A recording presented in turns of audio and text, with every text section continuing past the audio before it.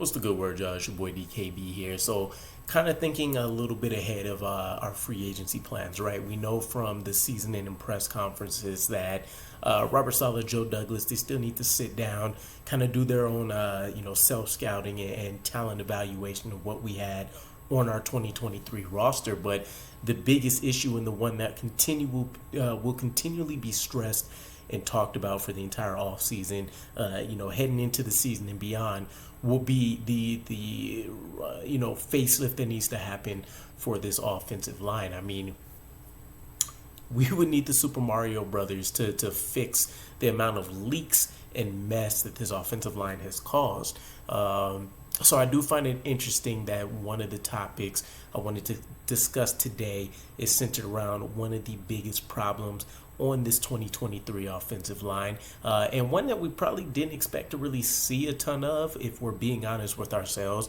for one. And two, the fact that he stayed on the field and performed badly wasn't one that I was necessarily ready for either. I just kind of figured it would be more of a health issue and not a talent issue, right? We've seen plenty of times before with Mekhi Becton that when he's on the field, he looks anywhere between good to great, and that was his biggest problem in the way of being successful was health.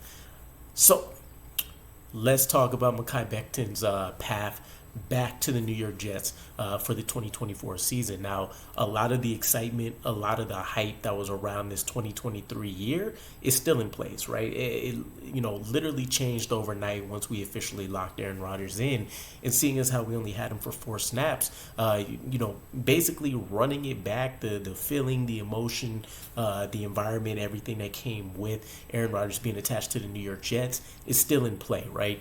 We haven't seen anything from him, and so we would expect all of the things that we chatted about last year to stay true, right? He will help out whatever offensive line ultimately ends up being in front of him, because we know he can get the ball out at one of the fastest rates in the NFL. His mastery, being able to manipulate a defense will also help out a ton. And he's not really going to put his offensive line in situations where, they're going to have to block for 4, 5, 6, 7 seconds. Although, granted, the irony doesn't fall on me that I still consider his injury to be on him, right? Obviously, we had the weird chop blocks, but we did have Garrett Wilson wide open.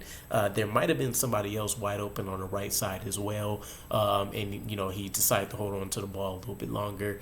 Nonetheless, though, in terms of Mekhi Becton, now he is in an interesting situation, right? When you want to talk about what's going on with him as a whole, when we take a look at the 2023 season, things started off on rocky terms, right? I want to say it was right before the regular season kicked off. We had the huge article that dropped where Mekhi Becton was essentially talking about his recovery process, and in the process of that, basically bashed the coaching staff. Now, it wasn't the new one that Robert Saleh had in place, but still, Robert Saleh remained at the helm. And who knows how much of that still, was a present concern for Mekhi Becton, right?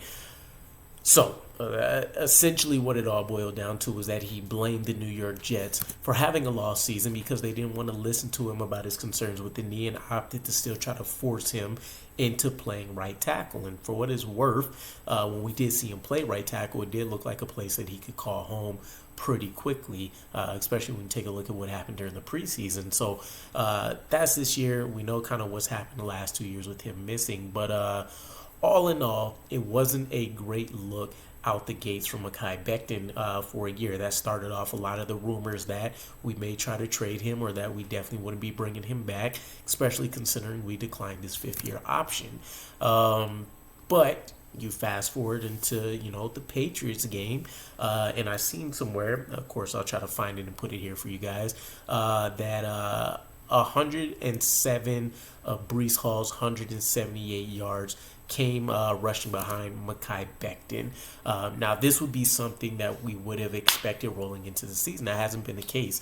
Not only has Mekhi Becton been generally poor in run blocking, we know he's also been bad in pass blocking, right? The stats are everywhere: 12 plus sacks, 50 plus pressures, 12 plus penalties this year. So in every category that you can measure him in, to try to find some way to salvage what was his 2023 season, excluding the fact that he started 16 games and only had to miss one this year, although I think there was 2 or 3 other ones that he had to come out for a little bit. It was not a successful one by any means, right? So not only do you have him statistically performing bad, you have the beginning bashing of the New York Jets, but at some point, things seem to have changed, right? And obviously, the predicament that the Jets find themselves in with how bad the offensive line also kind of helps if Mekhi Becton truly does want to return, right? You're talking about having to play 14 different offensive linemen this year, 13 different offensive line combinations. And we did hear from Joe Douglas. He brought up Mekhi Becton's name as a guy that they potentially want to take a look at bringing back into the fold. We'll talk about the capacity that might be best in. But then you do have the Rodgers-Mekhi Becton relationship that has kind of been blooming and flourishing over the year, right? I remember reading an article that basically highlighted that, they have a hug or something like that they share. I think is right before every game, or generally just when he sees him every day, and how Mekhi Becton's mom has loved that Aaron Rodgers has kind of taken him under his wing, and help to keep his head held high and kind of keep him focused on football and what he needs to do, etc., etc. So it was nice kind of reading that, and for what it's worth, Mekhi Becton does seem to be one of those wearing rose-colored glasses when it comes to Aaron Rodgers. He did mention that he would love to be back here to play with Aaron Rodgers, but he understands it's a business at the end of the day. It's not really his decision, and so it would be interesting to know who initiates the conversation, I suppose, when it comes to free agency between the two of them. But if Mekhi Becton really does want to come back to play by virtue of Aaron Rodgers being here, I think that's something that the Jets to seriously consider.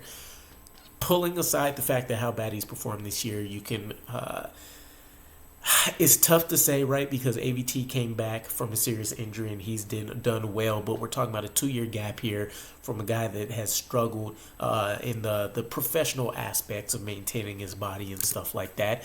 And so maybe this was to be expected. And so to get away from the hopes and prayers, right? That's kind of what we relied on for this season when we didn't sign a backup quarterback, when we didn't make a few more additions to the offensive line, when our biggest signing for weapons came in the form of Alan Lazard, who's never really been a huge number 1, number 2, option in an offense.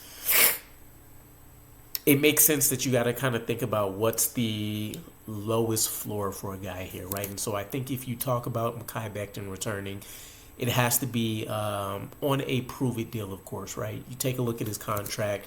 He was somewhere in the realm of 4 years, $18 million for his rookie year. He's coming rookie year. He's coming off a base salary of $3.12 million, a signing bonus of $2.74 million. And generally, his average, yearly value is $4.61 million. So this is one of those things where you can put him essentially smack dab in the same territory, right? Give him a contract for, let's say, $5 million on a prove-it deal. See if he can come back and perform to the level that we've kind of seen from his rookie season, and definitely beyond that, right? Second year in the system, you're going to gain back another full healthy off season. You know what to expect. You continue to kind of grind some things out, etc., etc. Outside of that, though, and of course, when you want to talk about where he would fit in the offensive line, I think if you bring him back even on a prove-it deal, the expectation is that he can challenge for a starting spot. But if I'm Joe Douglas, if I'm Keith Carter, and I'm looking at this offensive line, Mekhi Becton right now is my primary swing tackle / second string tackle, kind of depending on what pieces we ultimately end up adding. Tackle is easier to kind of figure out a position depending on what we do with AVT and stuff like that. But That's the way I would look at it, right? Generally, as long as we pick a tackle in the first 2 rounds, I would argue that they're probably going to be better right out of the gate than a guy like Mekhi Becton, just based off kind of what we've been seeing. And again, we want to stay away from the hope and kind of promise and potential conversations, and realistically look at the what have you done for me lately. And with Mekhi Becton, it hasn't been great, but this does seem like something. At least with us ending the season on a high note, the Aaron Rodgers relationship again, where we can kind of leverage some of those conversations. While Bryce Huff might want to not want to give us a hometown discount, Mekhi Becton just might, in order to kind of realize his true talent behind the arm of Aaron Rodgers. So I don't know. Ultimately, let me know what you guys think. Should we just wash our hands completely? Or is this a situation where you do take advantage of a guy that still does have Hall of Fame type traits, as we've heard mentioned before, and see if you can find a way to get that to flourish a bit? Either way, though, looking forward to what you guys have to say, and I'll catch you again. Peace.